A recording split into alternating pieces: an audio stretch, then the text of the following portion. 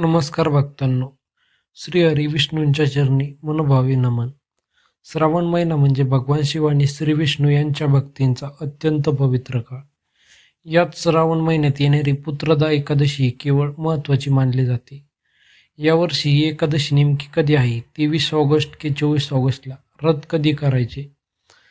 पारण कधी करायचे? या दिवशी कोणती पूजा करावी आणि कोणत्या गोष्टी टाळाव्यात? चला आजच्या या व्हिडिओमध्ये श्रावण पुत्रदा एकादशीची संपूर्ण माहिती जाणून घेऊया. श्रावण पुत्रदा एकादशी कधी आहे? 2026 मध्ये श्रावण शुक्ल पक्षातील एकादशीची तिथी रविवार 23 ऑगस्ट 2026 रोजी आहे. एकादशीची तिथी 23 ऑगस्ट रोजी पहाटे सुमारे 2 वाजता सुरू होऊन 24 ऑगस्ट रोजी पहाटे सुमारे 4 वाजता समाप्त होईल. त्यामुळे सामान्य स्मार्त पद्धतीनुसार 23 ऑगस्ट हा रविवार हा पुत्रदा एकादशीचा उपवासाचा दिवस मानला जातो. मात्र वैष्णव संप्रदायाच्या काही पंचांगांमध्ये एकादशीचे व्रत 24 ऑगस्टला पाळले जाते. त्यामुळे आपण ज्या परंपरेचा पंचांग किंवा गुरु संप्रदाय मानतो त्यानुसार व्रताची तारीख निश्चित करणे योग्य ठरेल.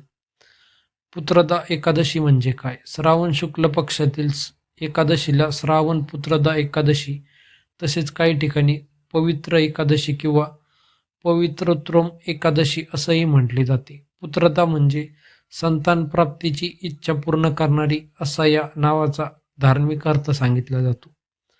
धार्मिक श्रद्धेनुसार या दिवशी भगवान विष्णूंची भक्ती, उपवास, नामस्मरण आणि प्रार्थना केल्याने भक्ताला पुण्य प्राप्त होते आणि संतान सुखीसाठी प्रार्थना करणारे भक्त विशेष श्रद्धेने हे व्रत करतात. मात्र हे लक्षात ठेवा, संतान प्राप्ती हा धार्मिक विश्वासाचा विषय आहे, त्याला निश्चित वैद्यकीय हमी समजू नये. या दिवशी पूजा कशी करावी?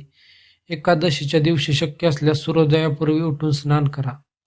स्वच्छ वस्त्रे परिधान करून देवघरातील स्वच्छ करावे. भगवान विष्णूंच्या मूर्तीसमोर किंवा फोटोसमोर तुपाचा दिवा लावा. श्रीहरींना पिवळे फुले, फळे आणि तुळशीपत्र अर्पण करा. यानंतर मनोभावे प्रार्थना करा.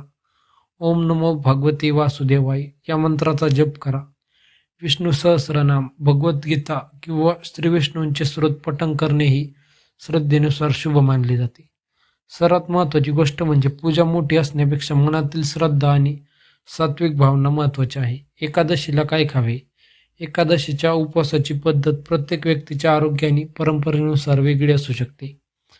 काही भक्त निर्जल उपवास करतात, काही जण फळाहार करतात, तर काही जण दूध, फळे किंवा उपवासाचे पदार्थ खातात. सामान्यतः तांदूळ, गहू, डाळी आणि धान्ययुक्त पदार्थ टाळले जातात. साबुदाणा, बटाटा, शेंगदाणे, फळे इत्यादी उपवासाचे पदार्थ अनेक जण खातात.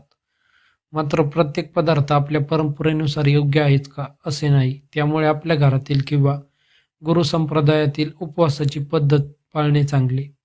आणि जर आरोग्याच्या कारणामुळे उपवास करणे शक्य नसेल तर स्वतःला त्रास देऊ नका. श्रद्धेने भगवान विष्णूंचे नामस्मरण करणे हे महत्त्वाचे आहे.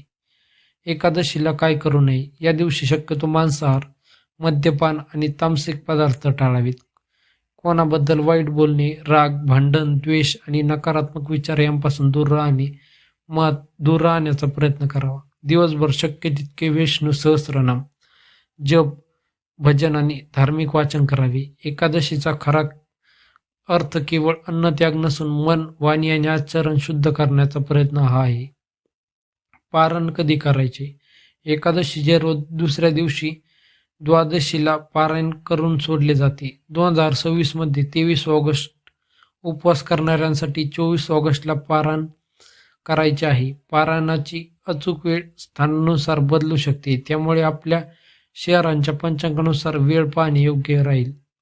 पारायण करण्यापूर्वी भगवान विष्णूंची प्रार्थना करून त्यांना नैवेद्य अर्पण करावा आणि त्यानंतर उपवास सोडावा.